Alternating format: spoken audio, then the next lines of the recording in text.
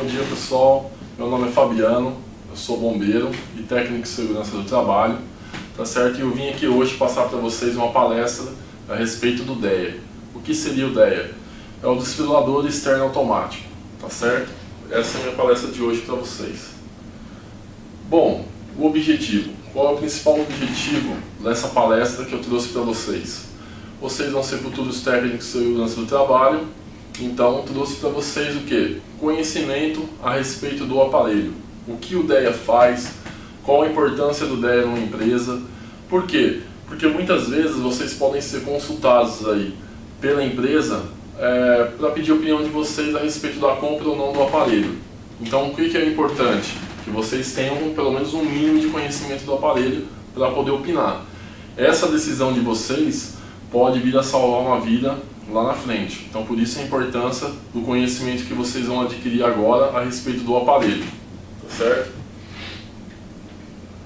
Bom, pessoal, aqui a Lei 14.621, tá? Essa lei é uma lei municipal em São Paulo, foi publicada no Diário Oficial em dezembro de 2007.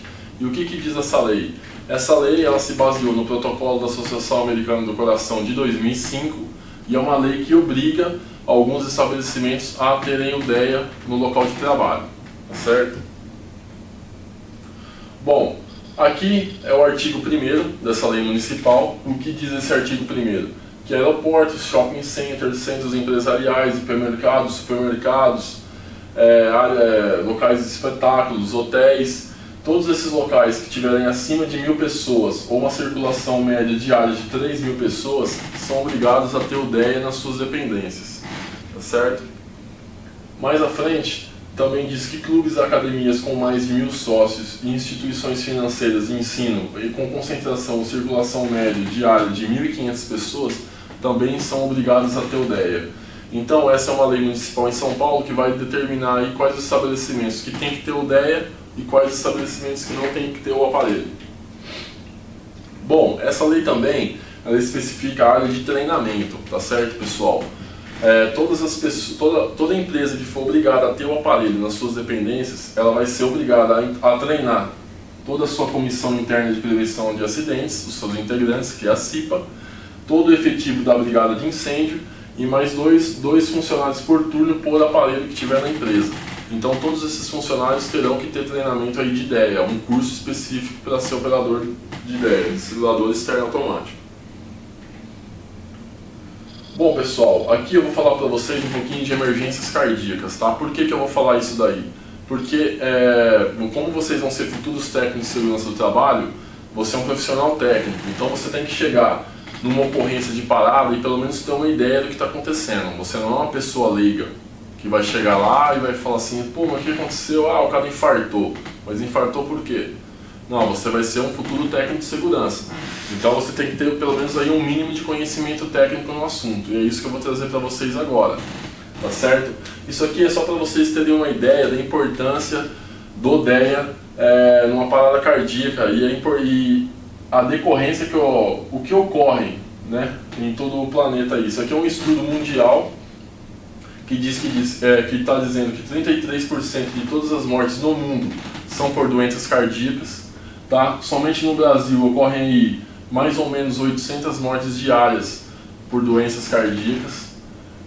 Esse aqui é um gráfico para vocês poderem ter uma ideia.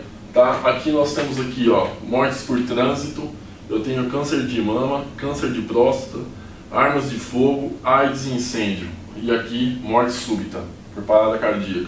Você pode ver que a parada cardíaca mata mais que todas essas outras situações aqui juntas. Então, daí você pode ver a importância que é o conhecimento nessa área de trabalho que vocês poderão atuar. Como que você pode atuar? Você pode falar para mim assim, eu sou técnico de segurança do trabalho, o que eu tenho a ver com isso daí? Na minha empresa tem enfermaria, por exemplo. O que acontece é que em grande número de empresas a enfermaria não funciona de fim de semana e feriado, entendeu? Então, vocês podem ter que acompanhar uma obra dentro da empresa num fim de semana, num feriado, pode vir a acontecer um acidente, tá certo? E vocês serem o primeiro profissional ali a chegar no local. A atitude de vocês vai depender de salvar ou não a vida daquela vítima. Vocês são técnicos de segurança do trabalho, então provavelmente aí vocês vão ser chamados. Então, daí a importância de vocês poderem pelo menos ter uma noção aí do que está acontecendo numa parada, tá certo?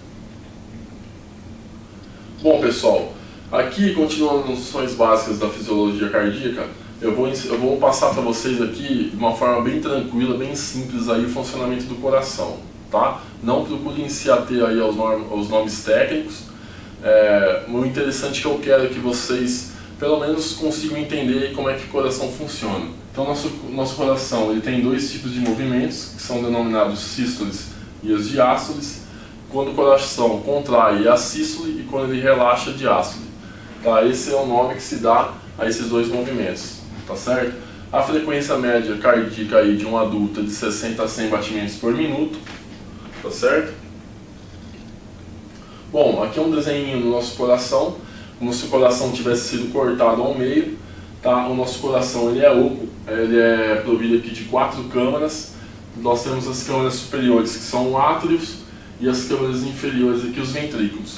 Nosso coração, pessoal, ele funciona, podemos dizer aqui, se você cortar ele ao meio, em duas bombas aí paralelas, que funcionam aí fazendo dois trabalhos distintos. O lado direito do nosso coração recebe o sangue do corpo, tá certo? Que vem através das veias cava superior e inferior, tá certo? E nós temos o lado esquerdo, que manda o sangue para o nosso organismo através das artérias, tá certo?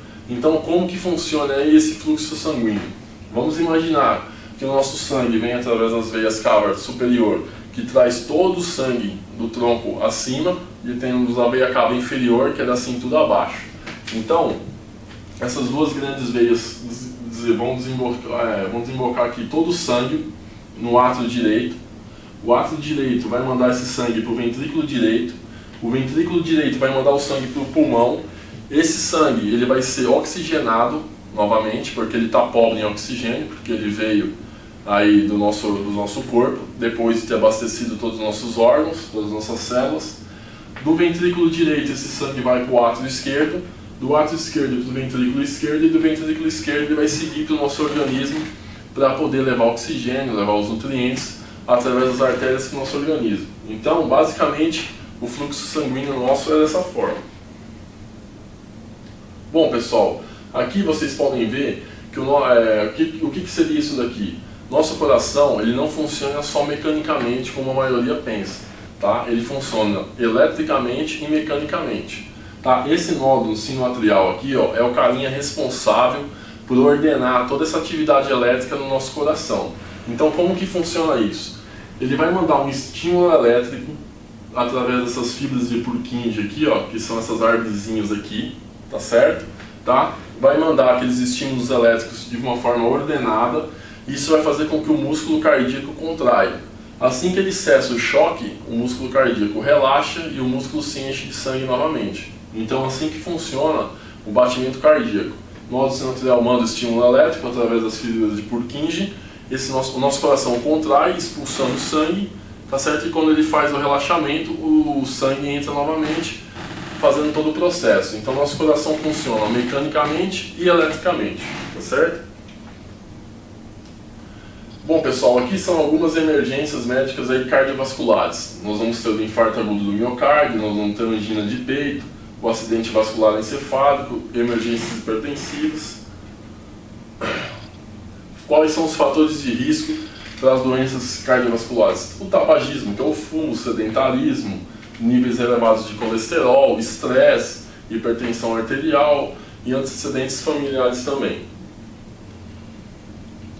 Aqui é o infarto agudo do miocárdio, pessoal. Tá? O que é o infarto agudo do miocárdio? É a necrose, é o começo de uma necrose numa areazinha do nosso músculo cardíaco. Então o que acontece? Aqui nós temos as artérias coronárias, tá certo? Que são as artérias responsáveis por trazer todo o sangue oxigenado para o coração, e aqui começa a haver um entupimento, uma placa de gordura aqui. Isso daqui vai enchendo de gordura, até que entope uma dessas artérias aqui. O sangue não chega até essa área do coração e começa a haver a necrose do músculo cardíaco. Isso aqui é o infarto agudo do miocárdio. Aqui é o processo de arteriosclerose. Engasguei aqui agora. Aqui é o processo de arteriosclerose. O que seria isso?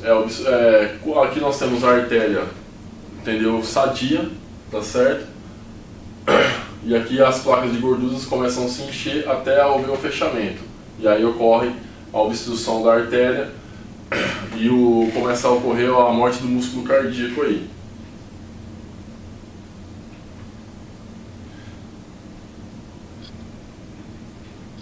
Bom, pessoal, aqui os sinais e sintomas do infarto do agudo do miocárdio. Bom, essa vítima vai ter uma dor muito forte no peito, vai começar a ter formigamento nos membros superiores, ela vai sentir uma queimação na boca do estômago, tá certo?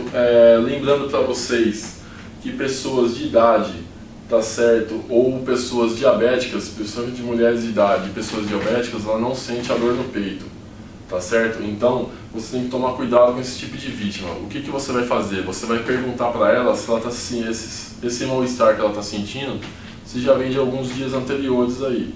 Provavelmente a resposta vai ser positiva. Ela vai falar que já sente esse mal-estar aí há uns 2 dias mais ou menos, tá? No terceiro ou quarto dia que pode vir a parada em mulheres com idade avançada ou vítimas de diabetes. Ela não sente a dor no peito. A pessoa vai estar muito pálida, vai estar com sudorese. O que é isso? Ela vai estar suando muito, tá certo? Ela vai ter uma ansiedade, vai ter aquela postura dolorosa, tá? Se curvando de dor, e ela vai ter a sensação de morte iminente, tá certo, pessoal? Bom, essa aqui é a primeira parte da nossa palestra, tá certo? E agora vamos parar aí para um cafezinho, para vocês poderem dar uma relaxadinha, e a gente vai continuando aí a palestra. Eu vou passar para vocês o desfibrilador, tá certo?